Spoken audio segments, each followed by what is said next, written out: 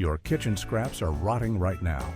That pile of banana peels, coffee grounds, and onion skins sitting in your compost bin, they're rotting.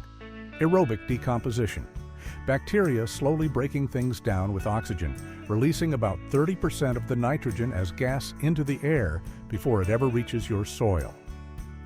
Fermentation keeps all of it. Bokashi, a Japanese process with roots in rice paddy farming going back centuries, doesn't decompose organic matter. It pickles it. Every gram of nitrogen, every trace mineral, every scrap of phosphorus stays locked in the material until it hits your soil. The bran that starts the process costs nothing to make if you know what you're doing.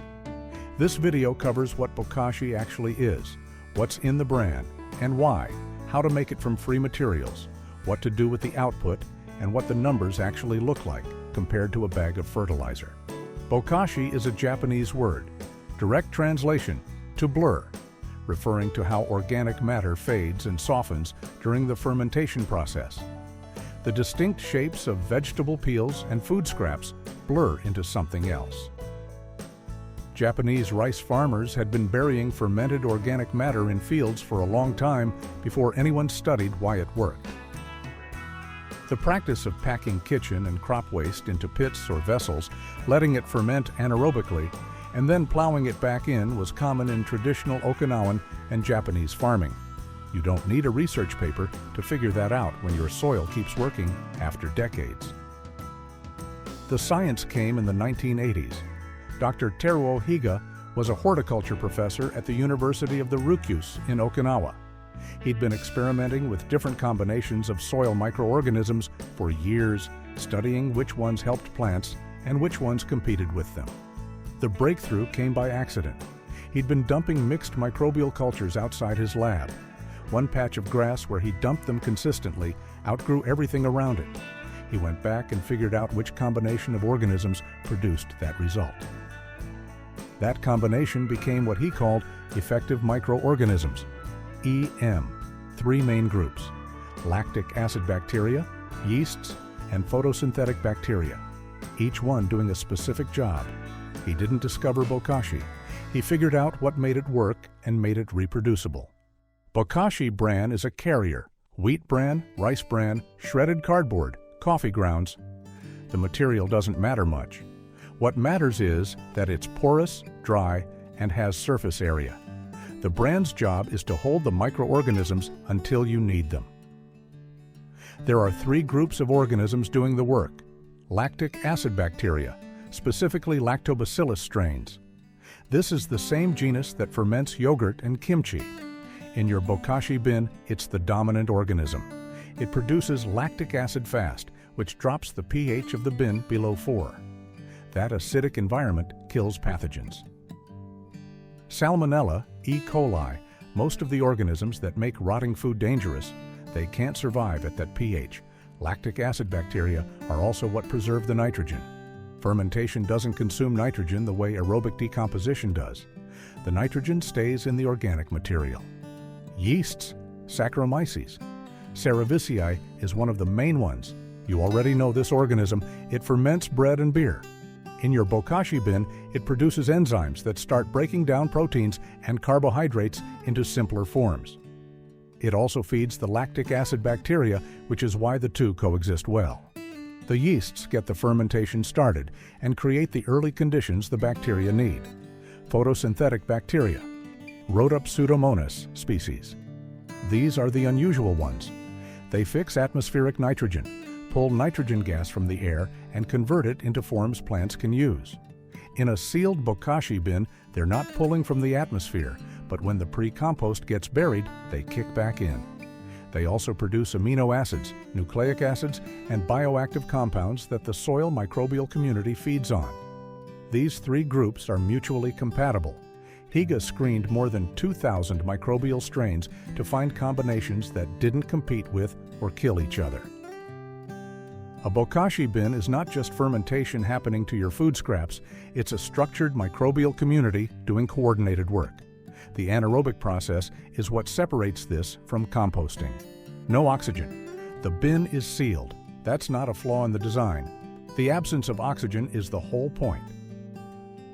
Aerobic decomposition, regular composting, produces heat as organisms consume organic matter. That heat burns off nitrogen. Some studies put aerobic nitrogen loss from hot compost at 20 to 40%. Fermentation doesn't produce that heat. The nitrogen goes with the material into the soil. Commercial EM, one liquid costs around $20 to $40 for a small bottle. You can multiply it with molasses and water to extend it, and one bottle makes a lot of bran. But you can also make the starting culture yourself. It takes longer. The results vary. If you want consistent fermentation without guesswork, buy the EM1 once and extend it. That's the practical call. Here's how to multiply the EM1 once you have it.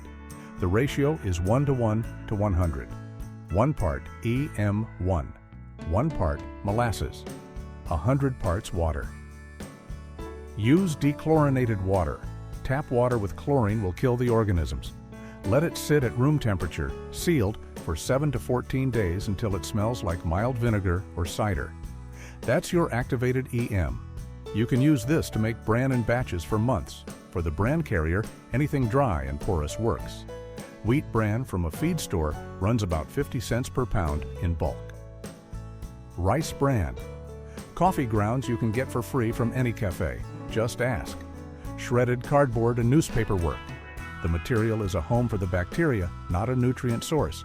Don't overthink it. The mix is simple. 1 kilogram of dry bran material, 15 milliliters activated EM, 15 milliliters molasses, 500 milliliters water. Mix the EM, molasses, and water together first. Pour it over the bran slowly, mixing with your hands. The target consistency is damp enough that a fistful holds its shape, but no liquid drips out. Too wet and it goes wrong. Too dry and the microorganisms don't spread through the material evenly. Pack it into an airtight container. No air gaps. Seal it. Leave it somewhere between 15 degrees Celsius and 30 degrees Celsius for 2 weeks. When it's ready, it smells like pickles or miso. There may be white mycelium threads on the surface. That's fine. Those are fungi, not mold, and they're part of the process. Black or green mold, foul smell, or liquid pooling in the bottom means something went wrong.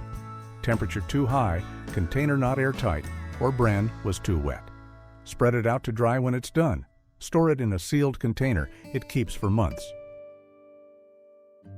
The bin needs to be airtight. Any bucket with a tight-fitting lid works. Most people use 2, one fermenting while the other is being filled. You can buy a purpose-built Bokashi bin with a spigot at the bottom for draining the liquid, or just use a standard bucket and drain it manually.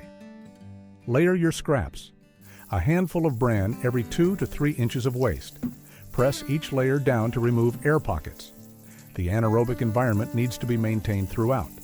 Once the bin is full, seal it and let it ferment undisturbed for 14 days minimum. Don't open it during fermentation. One thing people get wrong: Bokashi doesn't finish in the bucket. What comes out after 14 days is pre-compost. It looks like food scraps. It smells acidic and fermented. It still needs to go into soil to complete the process.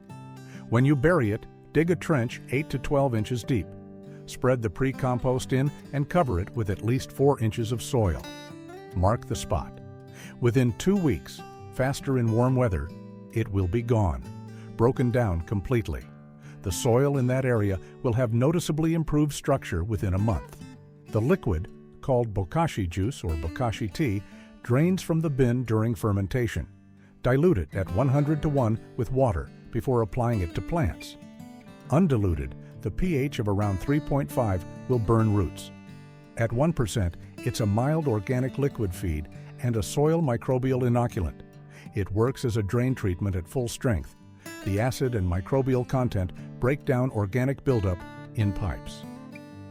On the nutrient side, the numbers from Eco Community's analysis of finished Bokashi: 1.93% total nitrogen, 2.47% total phosphorus, 1.31% total potassium. For comparison, a standard 555 general-purpose organic fertilizer runs 5% N, 5% P, 5% K. The Bokashi numbers look lower, but the comparison isn't straightforward.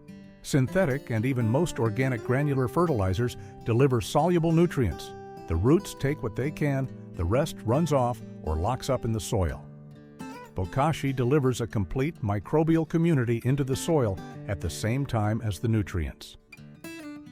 Those organisms, particularly the photosynthetic bacteria and actinomycetes, begin unlocking nutrients already present in the soil that weren't plant available before.